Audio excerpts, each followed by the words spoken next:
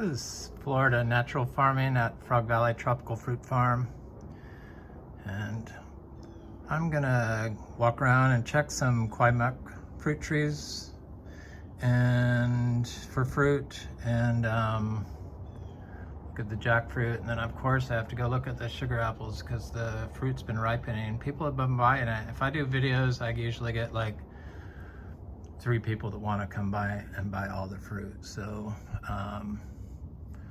that's good. It's zero stress.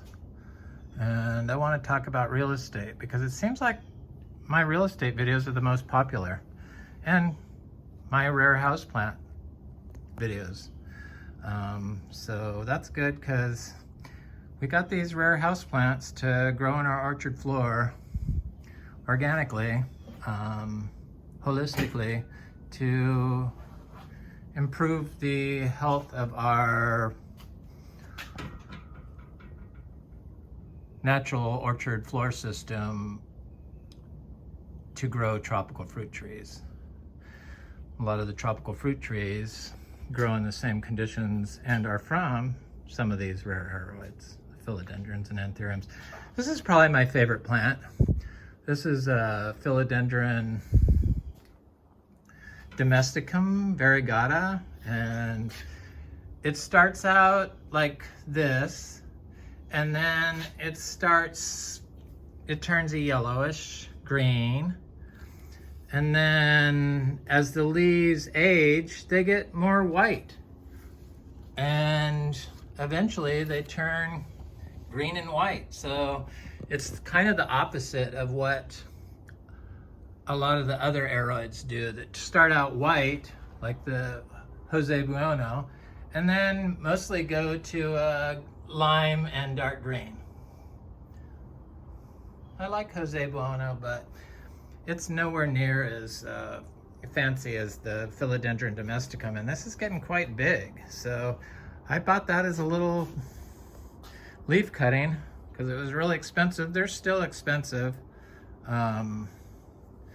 But I think they're expensive for a reason. The leaves get quite large on this, like 5 feet. So it's just a juvenile version of its future self. But I'm gonna do the cuttings. Once they reach the top of the poles, I'm gonna put a bigger pole on this Domesticum. And as it gets to the top of the pole, I'm gonna cut it and then plant those out in the orchard floor in the winter, just without watering them, just like a section like this. Bury it shallow and leave part of it exposed. Oh, we're getting rain finally. It's been so dry here. So this is Philodendron Gigantium blizzard, and the variegation's not that good. I chopped this back so it could get a little more sun, so I think that'll help it. And the variegation goes lime green on it also. A little more white than the Jose Bueno, so it's a little nicer, but it's a cool plant. They all are. People seem to like the I plan on selling these eventually, but not until I start growing them out in the orchard floor. Hello, rain.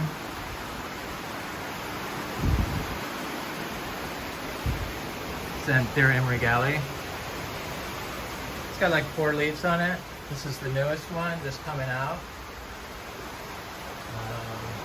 This is Anthurium Waraquianum. It's Anthurium Regale. Look how thick it is. It's almost like an asparagus. I up-potted that and it sent out that new leaf right away. We grow everything in compost. We are still Biodynamic Certified and Organic Certified, but I'm probably not going to renew. It's just little weird things, like in March sending me a letter saying we will send you an invoice for your 2022 fees, and then I get a call yesterday from them, and I got a call yesterday from them, and they want to know if I'm going to renew or if I'm going to pay my fees. And it's like, usually you get invoices, especially if you say you're going to send one. And why do you call me up and ask me that? It just puts me on the defensive right away. So I don't need it. Just send the bill. I'll pay it. That's all you have to do. You don't even have to call me. It's weird. It's like the organic people calling me to see if I got an email that I never got, and then in it says I was going to lose my that I'm in violation of the organic standards, farm standards, and lose my certification, and it will be a ding on my record because they said I didn't tell them that the seeds were organic, and then they must have found that I did tell them during my inspection that I want my seeds to be considered organic. And they kind of had, but they called me up. They called me up. Did you get the email? No, you didn't get the email. And then I read the email, and it's like saying I'm in a violation of the organic standard. Excuse me, all our fruit is organic, so why isn't the seeds organic? Why do I have to tell you that? The seeds comes from inside the fruit that's organic, but it's just like, and I told you about it. So, and why you send me an email like that? And so I'm not going to do it. It's just too much stupidity going on, and I don't have time for it. I do this all by myself. This is a one-person show,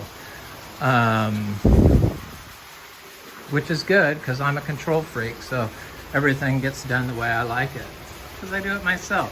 So I have to like take care of the cows, and I have to clean the stalls, and I have to like check the fruit and pick the fruit, and I have to check plants and trees, and I have to plant, and I have to find the trees, I have to find the seeds, I have to find the plants, and then I have to get them to live. So everything is grown naturally. We don't water anything, and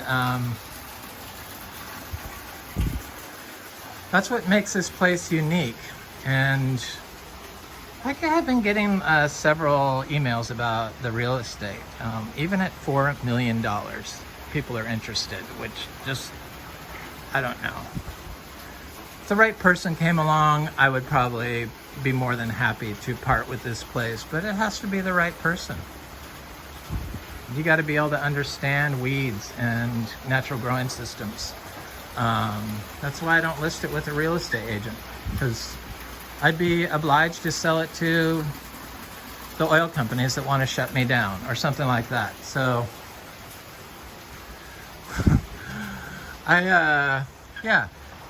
we have this place. I make videos about the real estate being for sale because people ask me about it, and send me letters.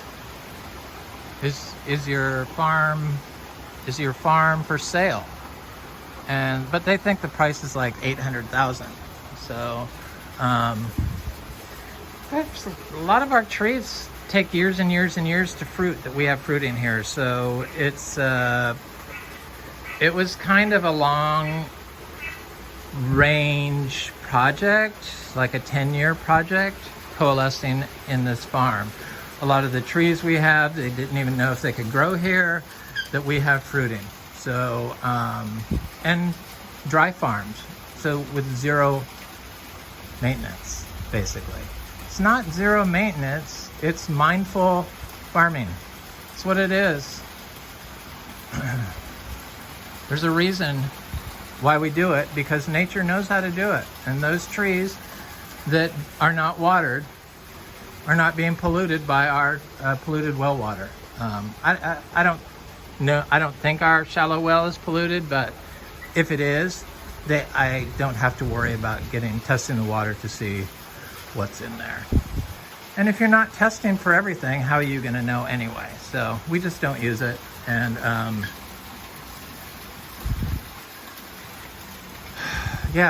it's amazing that we have fruiting cacao, and people, I can always tell it's a real estate email because they're very impersonal, and they ask questions. Do we sell mangoes, achacha, and sugar apples year round? And it's like, and they're nice, thank you, greetings, and goodbye. And so I respond to them and tell them that no, we only sell fruit that we grow here, and fruit is a seasonal thing, so it's usually not available on certain trees year-round. But we have fruit year-round, and lots of different types. Since we're only 6 years old, it's not in full production yet. Most of our mangoes are only 2 years old. They're quite large, they produce fruit, but this year was a bad mango year. We have about, I don't know, 300 mangoes.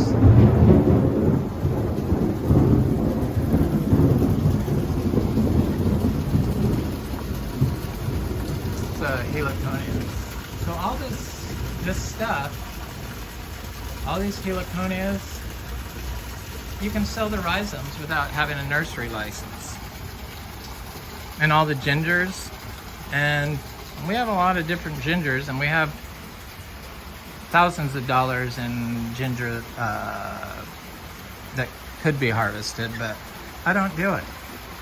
I'm just not that into, I can't do it all because it's just me. So I'm incapable. But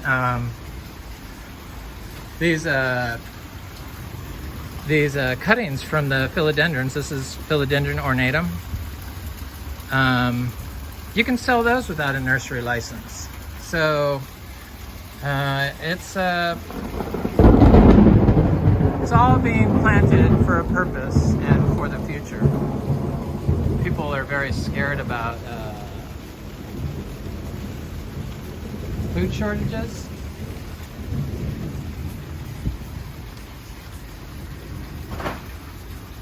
Most people don't know how to grow food, lots of it. A lot of people want to start tropical fruit farms on their own lots. A lot of you are and know how to do it. I know you know how to do it because you're buying up seeds. Thank you very much. I know a lot of future growers, people that are establishing farms don't plan on having it organic certified, because I've never been contacted for organic certified seed by anyone. And in order to start an organic farm, you have to check to see if there's any organic certified seed available or rootstock. So I've never been contacted for Sky on Wood or seeds, but there's a big market in it. I've got a lot of mango seeds. I throw them right here, and then when they start to pop out, I move them. You can see one chili staying dry right there popping up.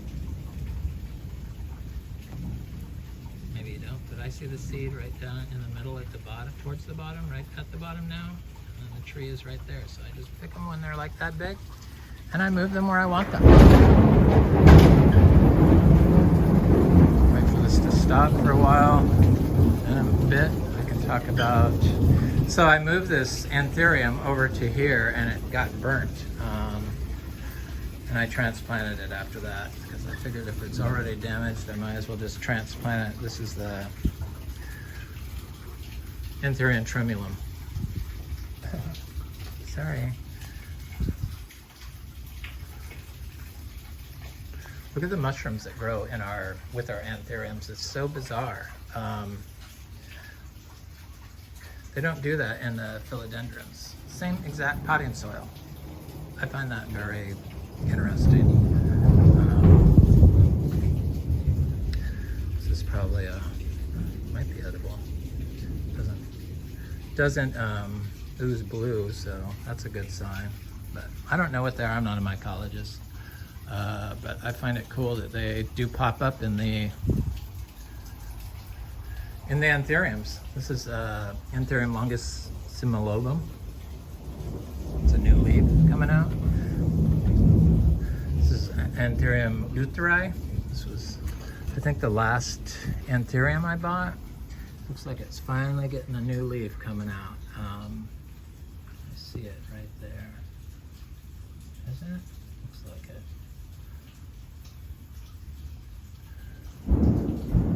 It's a nice one.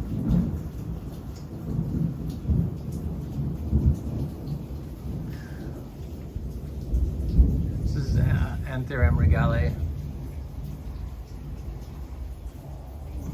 I think Esmeralda. Oops. It's got 4 leaves on it. This is the newest leaf. It's Anthurium waterburyanum. It's a gorgeous plant. I haven't started propagating those anthuriums.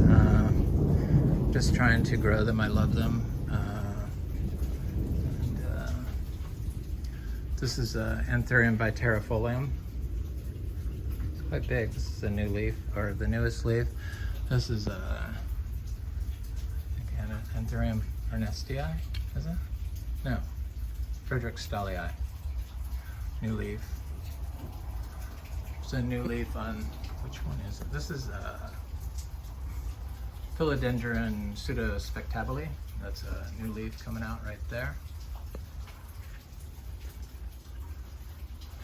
It's a new leaf right there. Top one. Who is that? I gotta know. I forgot. Philodendron. I'll go over here. Yeah, there you can see the new leaf, and the last new leaf is the long one.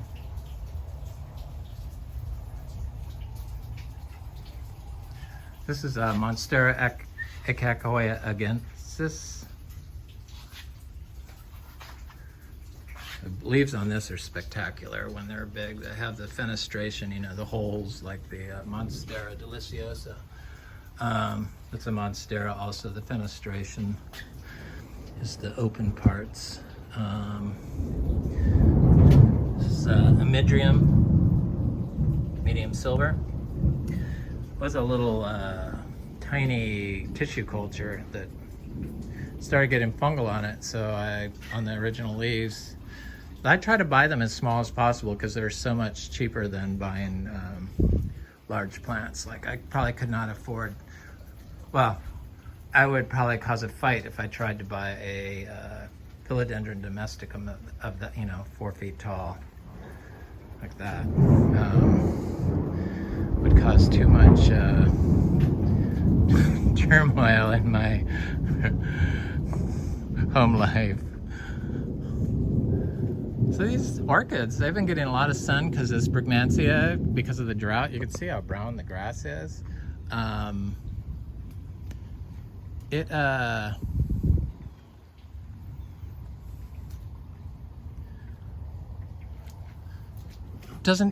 They don't need water. That's the whole thing. These air plants, no water, and they're in full sun for the most part. In the morning, till about noon, they're in the sun. And then it moves, and then this is another one, and the yellow ones, the yellow vandas, have scented flowers that smell really good. So quite stunning plants. All this yellowing on the leaves, I think that's because during times of drought, that's a bromeliad. During times of drought, they shut off their intake of carbon dioxide in their leaves and do photosynthesis internally by breaking down calcium oxalate to get the carbon dioxide and water from the crystal. So I think that because of that, it affects the leaf color during times of drought or low water. Seems that's just from observation. I believe that's what's going on. These looked horrible until it rained, and a lot of people think that when they start looking wrinkled and shriveled up like that you need to water them. But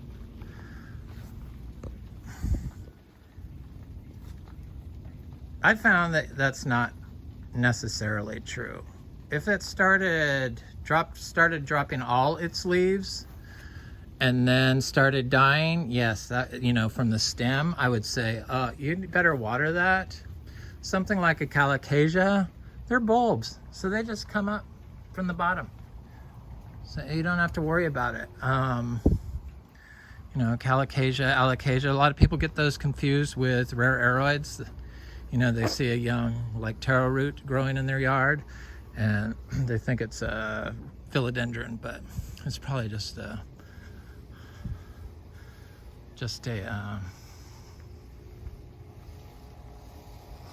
colocasia. You know, elephant ear. Sometimes they don't get sun stressed. I did put a lot of manure around this particular one. I think this is Regal Shields or something. It's one of them.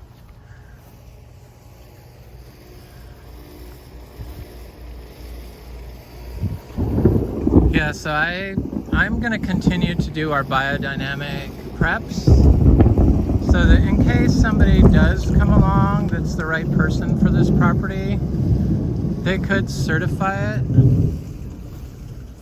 biodynamic right away if they can fill out the paperwork. It's pretty complicated, all the paperwork. It's such a pain in my craw. So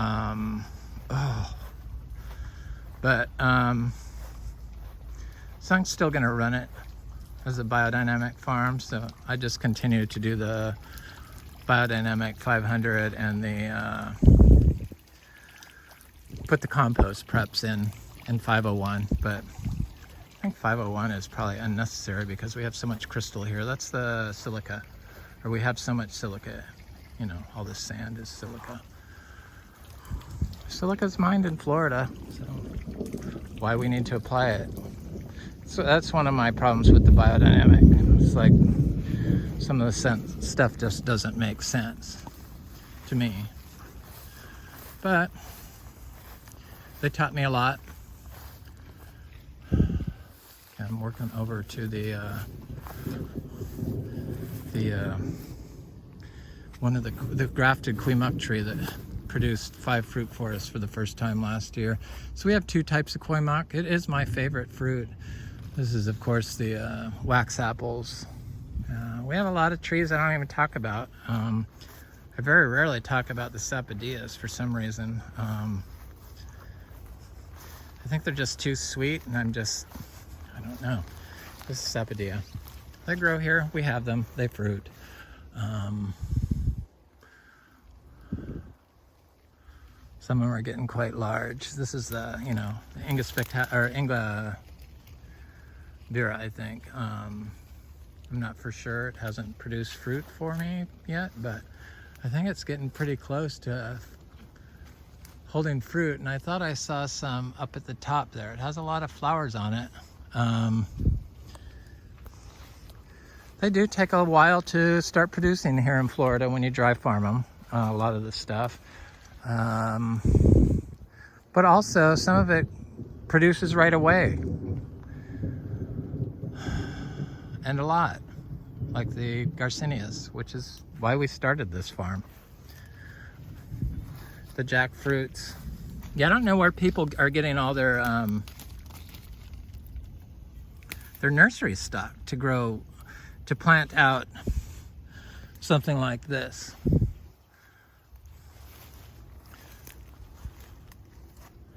I know other people that planted stuff out, but their places keep freezing.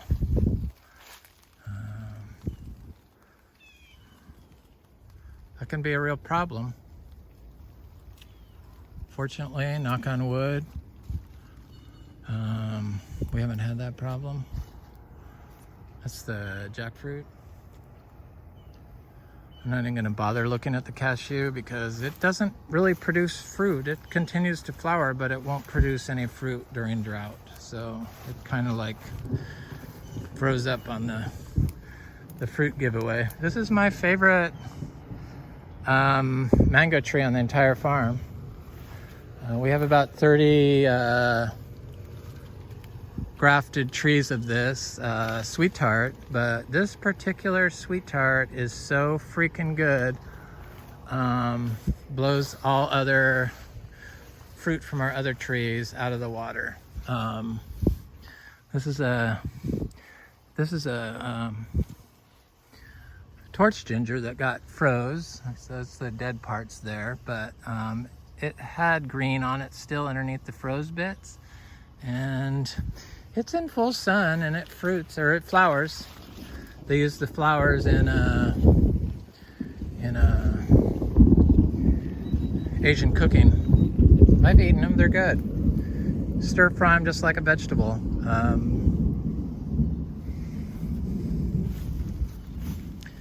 So I've divided a lot of this. I've given a lot of it away. I got to divide some more now that it's raining. It doesn't really matter if we do it during times of rain or times of drought, since nothing's used to getting water anyway.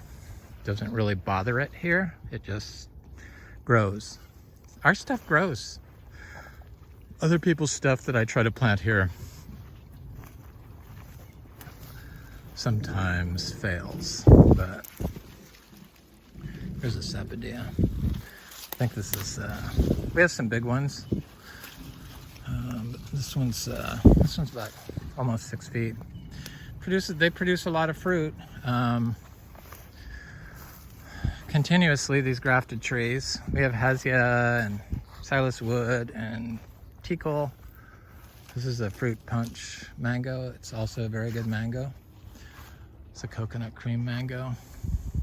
It wasn't the best mango year, but I doubled the price of our mangoes, and we made as much money as last year. And last year we were like, it was the first year that we had tons of mangoes. Even our little 1-year-old trees produced tons of fruit, and we didn't get hit by a freeze.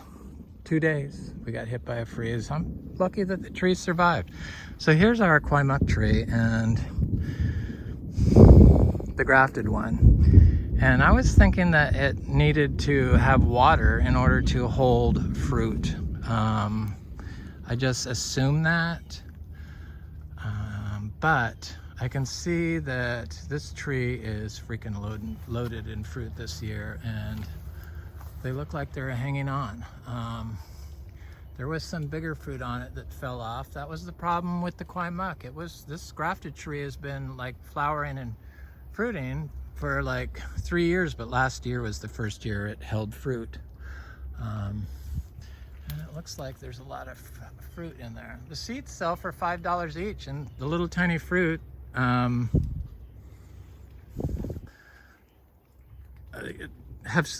of them had 7 seeds in it, so that's a $35 fruit, and it produces, I think, 2,000 fruit a year or something crazy like that. Once it gets of size, it's either 2,000 pounds or 2,000 fruit. It's probably 2,000 fruit, but might be pounds, something like that.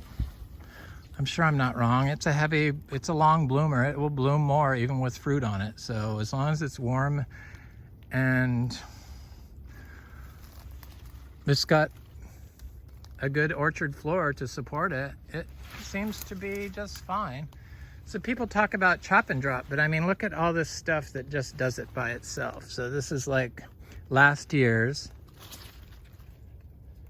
Caesar weed that's just in place. So it's still connected to the roots in the ground. So I'm sure that it has fungi inside the dead wood that's harvesting water and from the air and sending it to the ground. I'm positive of that.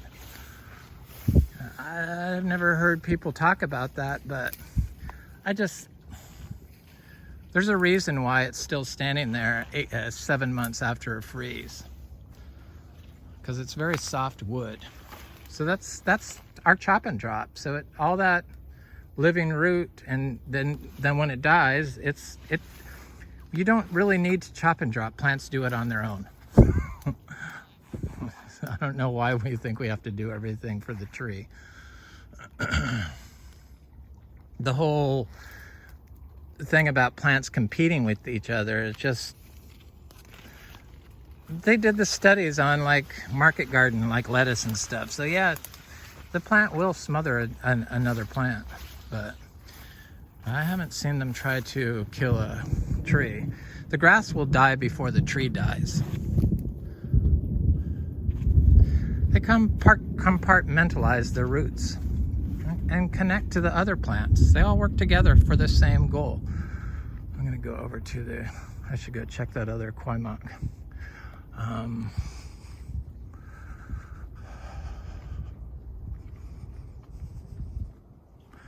Yeah, all the leaves from these trees, that's a untapped source of money stream.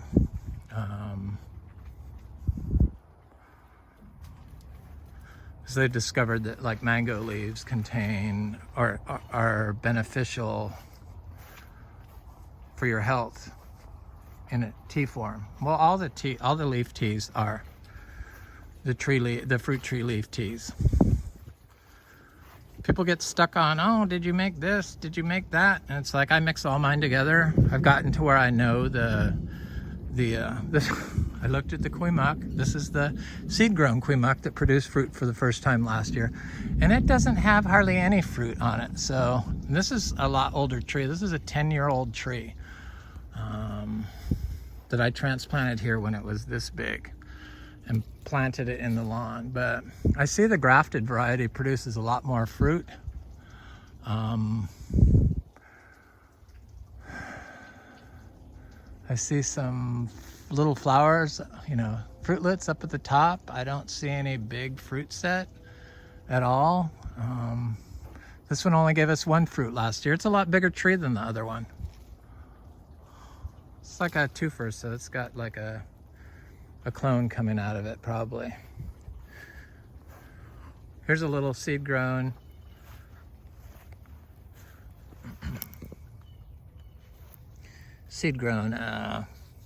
Kwai Muk. So yeah, a lot of the, you know, I used to have to buy a lot of when you see stuff like that, people freak out and think that their plant is dying. That is not the case. It's conserving water. If it's not dropping leaves, it's okay. Same with the fruit trees. The Garcinia trees, they don't ever show water stress, ever. None of the Garcinia trees. Cashew does not show water stress at all. It just stops producing fruit. The Achachairu produces fruit during times of drought because it flowers in like February, I think. I guess I could look to see if there's any more Achachairu on the tree, but then people want to come by and taste it, and it's like, I don't like really doing that. Here's these heliconias. All these things, they sell by the rhizome. You don't need a nursery license for it. You just have to remove all the dirt. This ginger is so spectacular. I think that's my favorite ginger. It's an evergreen awapui type ginger. So evergreen means this part doesn't die in the winter like the awapui shampoo ginger. It's a nice one. I get my gingers and heliconias from the plant group Hawaii. This is a Garcinia Macrophylla I grabbed right there.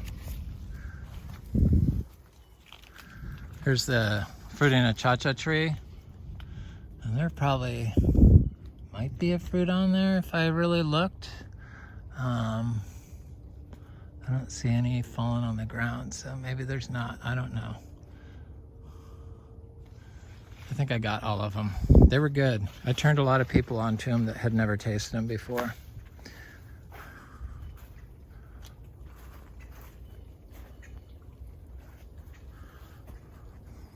Smells good here. Yeah, so this Kwai Muk doesn't look like it's doing as good. I really love that grafted tree. It's a grafted tree from Excalibur. It was half this size when I planted it. No water, just planted out there.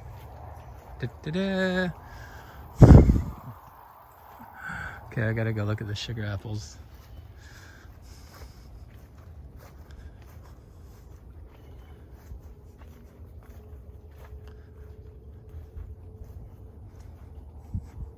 Yeah, people have to water because they use chemical fertilizers. That's why people have to water. I believe that's the only reason why. And those fertilizers eat up organic matter, which is the hardest thing to keep in Florida sand. The best way to keep it in the sand is with a living root growing in the soil, lots of them. Here's some torch ginger cuttings I did over the winter. No water. This is a heliconia that I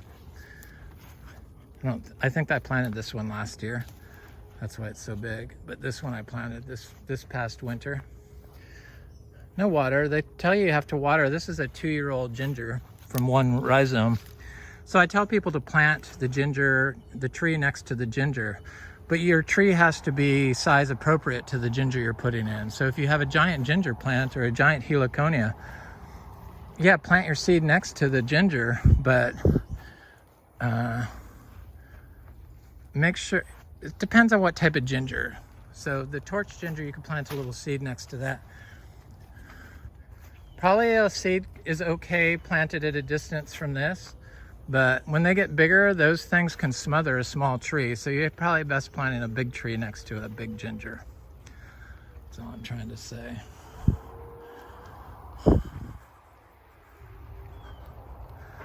Yeah, chachas. I don't, maybe you can get achachas year round if you shipped them in from Australia. People haven't really fruited it enough to know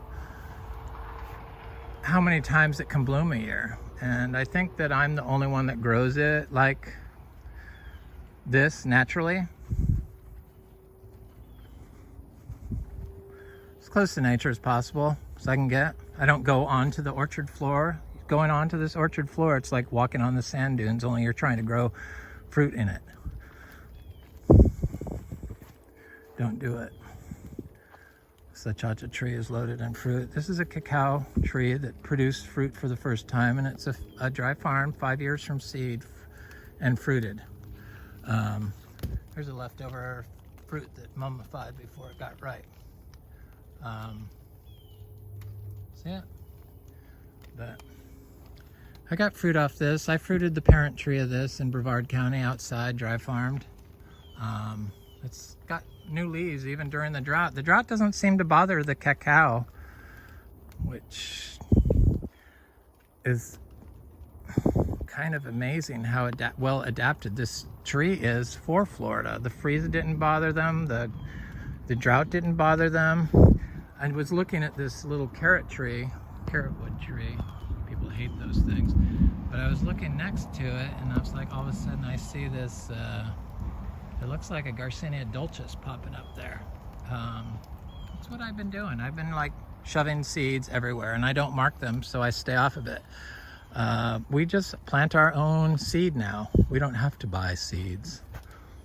I know I talk about this plant a lot, but this is Nochlea latifolia, the African peach. I talk about it more than I talk about a lot of trees, but I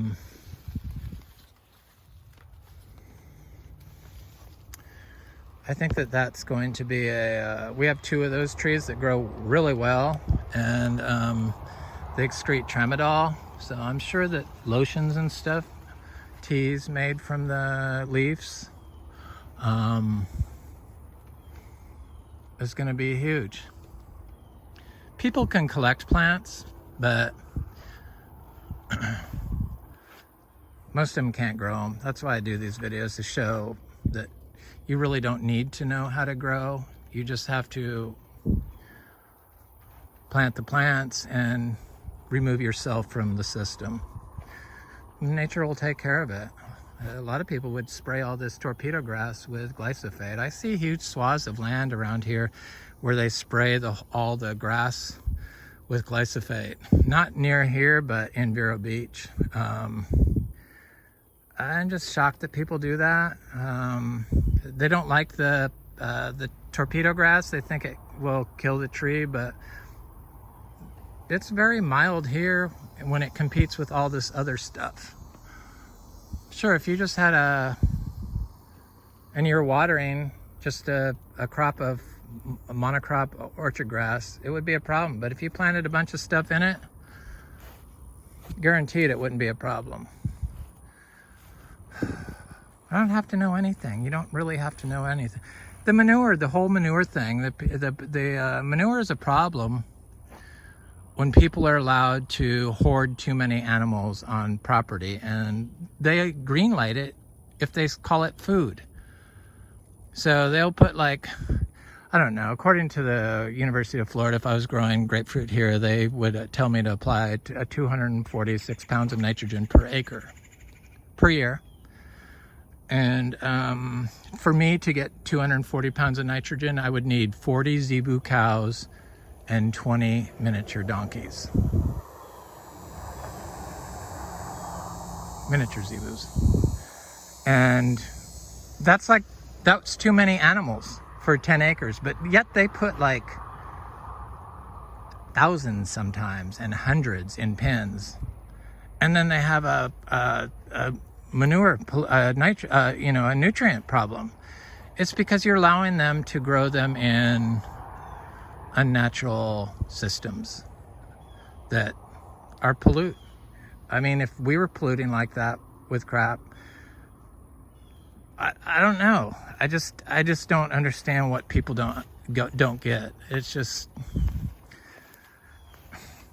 need to spread the animals out evenly, and then have other plants, not just some stupid monocrop of grapes or citrus or achacha. You got to have a diversity, which is what we do here. It took me years to find all the plants that I wanted here, and I'm still looking for a few, and then it took me a few years to figure out how to grow them. I kind of already knew, but I didn't understand the whole weed part of it. The weeds putting the carbon in the soil, in the sand, and the undisturbed part. And it builds soil. A lot of people think that building soil is adding compost, thermophilic compost. No, wrong. That's not building soil. That's adding an input. Only plants can build soil, and grass is what generally does it. Grass and fungi. So if you don't have fungi in your system and you don't have grass in your system, you're probably not going to be able to build soil. We figured that out. That's why we have so much success, but anybody could do it. It's really, that's freaking simple.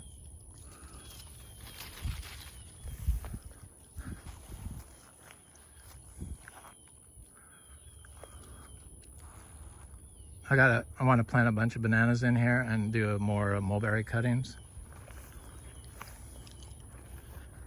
Mulberries seem to produce fruit year round. Here's a little mango, a seed mango I planted.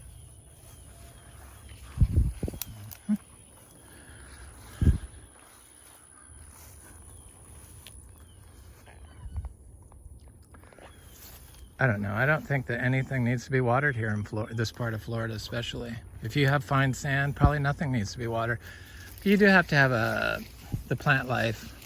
It's a achacha tree. A lot of our achachas are getting to the age where more of them are going to be coming online. Like, I think we have like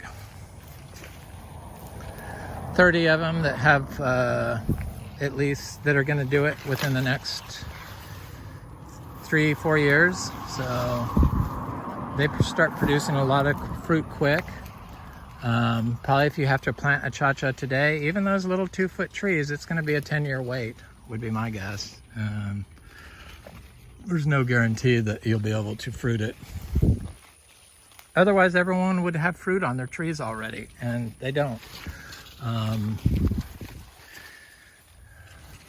I know that this far north, it's kind of unheard of, all this stuff, but this guava tree, I mean, look at this. And this is after, record freeze 2 days.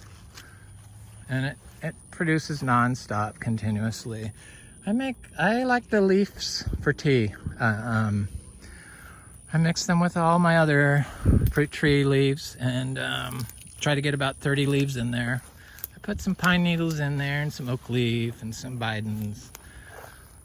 Some banana leaf, some mango leaf, some Kwai Muk leaf, some jackfruit leaf.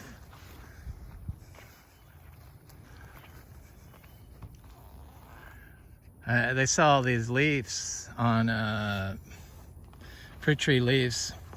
They say they're organic, but I'm pretty sure that we're the only organic farm, so I don't know where they're getting their you can say you're organic until you sell $500 or more, and then you can't. But people still do, of course. People break the law. I'm gonna stop using the word organic, but while I'm organic, I'm gonna still use it. And I'm gonna continue on with my certification, not my certification, but my organic practices. We have a higher standard than the organic people require.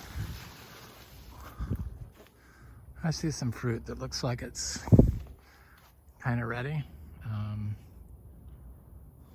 Can't see it in here, but some of it's not. I just wanted to get an idea what's imagine in like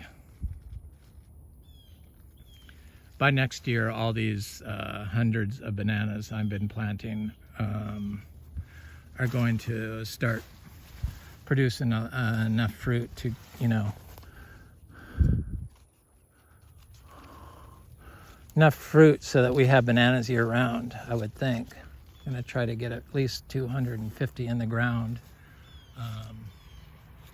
We're up to probably 200 right now, banana trees. They all survive. They no water. They all produce. You can see the clumps of bananas on our bigger ones right there.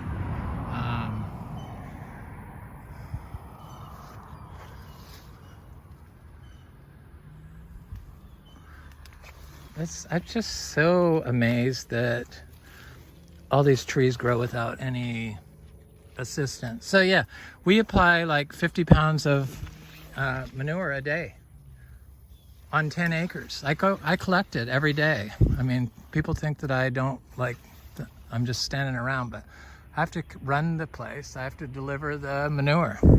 I do it by hand.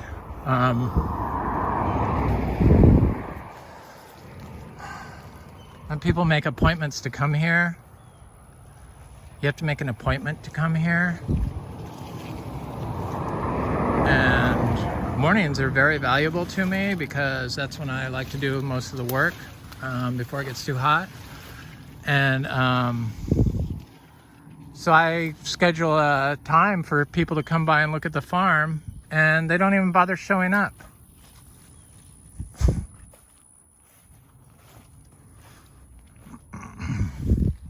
And then I'll send a text message, hey, no show. And then they'll say, oh, I was busy. No apology, nothing. And it's like, oh, okay. I don't know. You have to make an appointment to come here is what I'm trying to say. I think those are real estate people, to be honest with you, that do that. It's only happened a couple of times. I don't even think they realize they do it. They're just used to doing that. But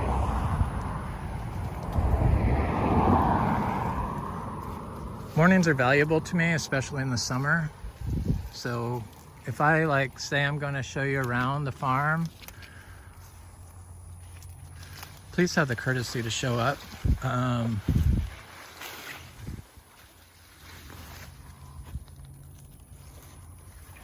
When you say you are. I can kind of tell who's going to do it from the emails I get. They don't introduce themselves generally. And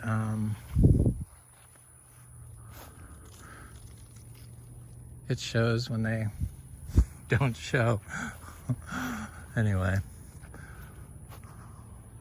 I don't see a lot of sugar apples. People have been buying them when I make these videos, so there's a lot to be harvested still, and I'm not even looking at the ones along the driveway right now, so that's good. And then the seeds, I'm selling the seeds, 50 cents a seed, chewy sugar apples. This is a chewy red sugar apple seed grown plant. I bought 6 seeds and they're really expensive, and only 2 germinated and only 1 tree survived. But, you know, I planted it out here when it was this big in this. That's really, people have a hard time adjusting to that, because they want to remove all this stuff to plant their tree in. But I do as minimal intrusion on the soil as possible. I just put the shovel in, drop the tree in there, and then tap it once and move on. And then try not to look at it again until something's fruiting, like that. I forgot I even had it. So there's lots of surprises here that are going to reveal themselves in the years to come.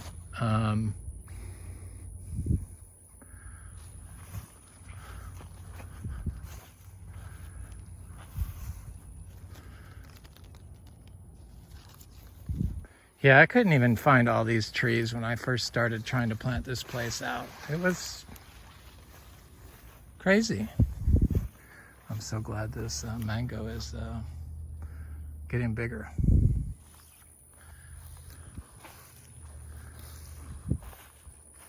People say they're growing their own fruit farm. They want to come by, but they don't want to buy any seeds and stuff. I know that those people are not really serious, because I know that you have to, when you see seeds, you buy them.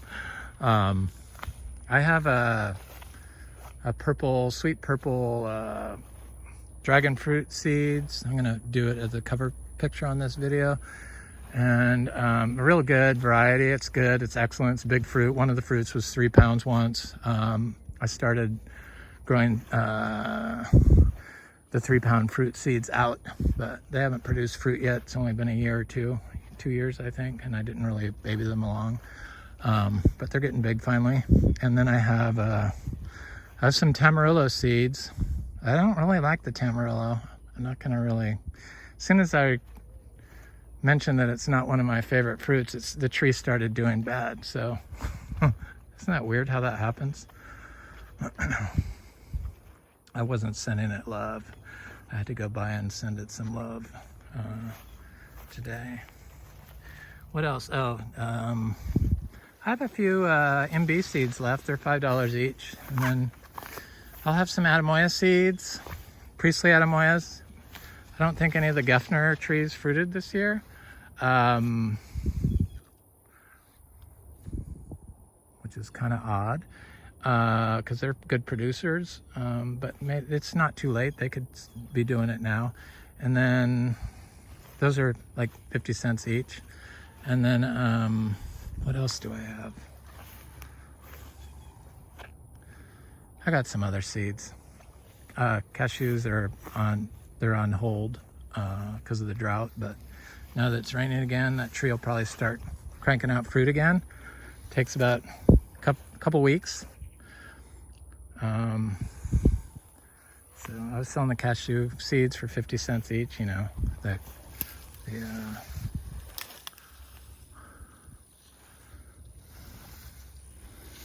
little cashews.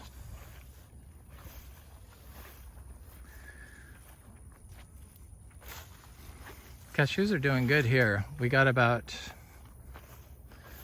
I don't know, I would say like 30 trees. 20 of them from last year. Seed grown trees that I planted.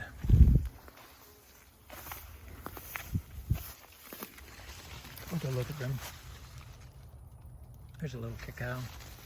Little cacao. This cacao died. Or it hasn't died. It'll probably send out new growth, but that's from the drought. Guaranteed that's what drought. But this is one that I planted in the same hole. So I have one that survived and one that died. So we use our own seeds, so I don't have to worry about,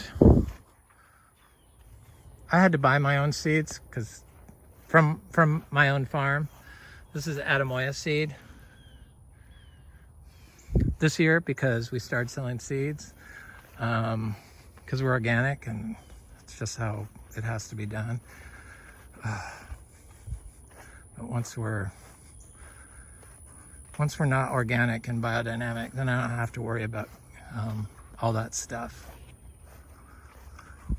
It's ridiculous. I sure wish the organic people would have sent the neighbors that spray glyphosate a letter saying, "See, please stop. You're affecting our future money." But they didn't. I had to do it alone, and I could tell they didn't like me. I wish they would have done that. It would have stopped them from doing it. People don't believe that all these chemicals are toxic, and I don't know. Here's a cashew.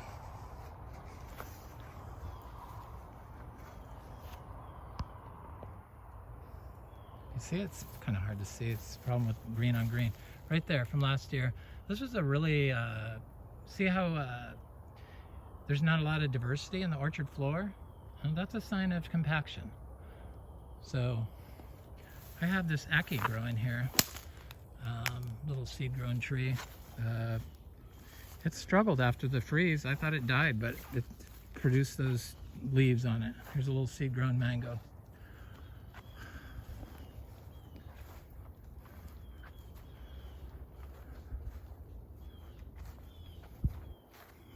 Yeah, you can't find a place like this with these giant trees.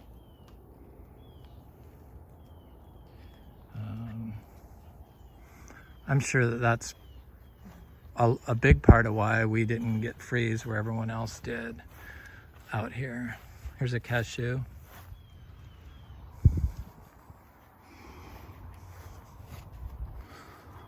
I see not a chacha, but a Lucs Garcinia. See, we have 100 Lucs Garcinias, and the seeds came from Luc. So the Mexican Garcinia all being grown naturally, and they're starting to pop up.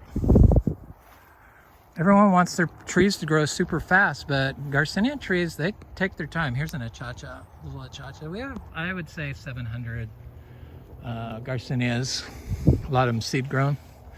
Planted throughout everywhere, front, back, sides. I just plant them in the ground. I direct sow those. Here's a cashew. Here's a cashew growing next to a mulberry that probably getting too much shade here. So we have star fruit. That's another thing I don't talk about. I'm not crazy about star fruit. I'm not crazy about wax jambu. I'm not crazy about guavas.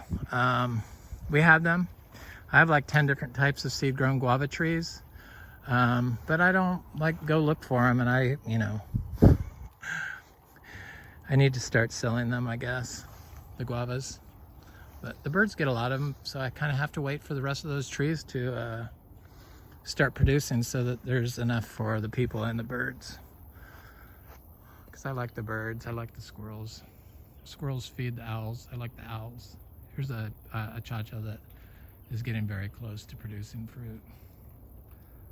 Guaranteed within a couple years. I need to put some Zebu manure on it. That does make them things fruit. I've found. I also make teas of fruiting Garcinia leaves. And when they're flowering, the leaves, and spray that around the non-fruiting Garcinias.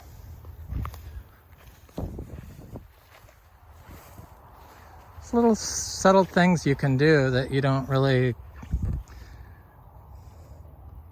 think about or hear discussed. Stuff we've done. I was all influenced by Indian natural farming and biodynamics. I appreciate all I learned from biodynamics. I'm going to continue on with my biodynamic preps and my organic management. But I'm not going to pursue renewal for 2023. people can see how they grow. They know how paranoid I am about all the pollution and stuff. So there's a bunch of Lucs Garcinias in here, and I keep looking for them. I can look 1,000 times and never see them, and then one day it's like, oh, look at that Lucs Garcinia, and it'd be like one of the largest ones. I just never noticed. It's just hard to see stuff in here. Grapes is not my favorite thing around tropical fruit trees. They are needed. I make tea out of the leaves. Probably it's a native grape, so the native people like it, but they like to strangle things and pull them down, so I do kind of like to find where my trees are so that I can keep an eye on that. Stuff I do in the morning when it's, 98 degrees and 100% humidity.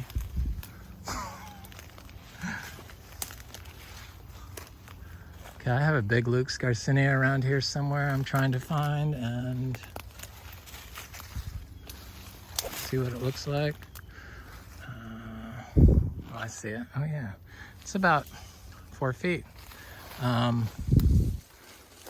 So it's getting kind of size. Probably next year it might be of size now that we're getting some rain. Right there, see it? Looks very good. No grapes on it. I have pulled grapes off of it before. I'm gonna pull this one. They seem to leave the Lucs alone for some reason. No, it's going right there. Yeah, it looks very good. Hopefully it's a female tree. Thank God we got 100 Lucs. Plus or minus, I haven't gone looking for 100 in a while, but last time I did, that's what the number was.